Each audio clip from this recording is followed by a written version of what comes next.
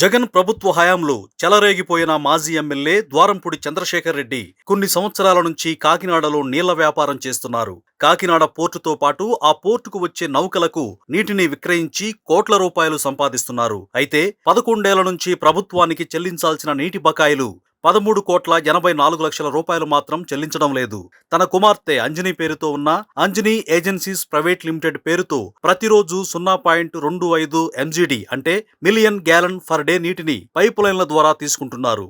Litre 10 రూపాయలకు కొని కాకినాడ పోర్టుకు సమీపంలోని శ్రీ విద్యా కాలనీలో శుద్ధి చేస్తున్నారు.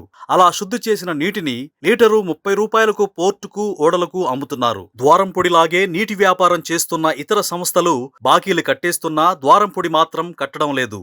14 రోజుల్లో పెండింగ్ బకాయిలు మొత్తం చెల్లించాలంటూ నీటిపారుదల శాఖ అధికారులు జూన్ 27వ తేదీన నోటీసులు జారీ చేసినా ద్వారంపూడి నుంచి స్పందన లేదు. నీటి బకాయిలు చెల్లించనందుకు వెంటనే నీటి సరఫరా నిలిపివేయాలి. కానీ అధికారులు మాత్రం ఆ పని చేయడం లేదు.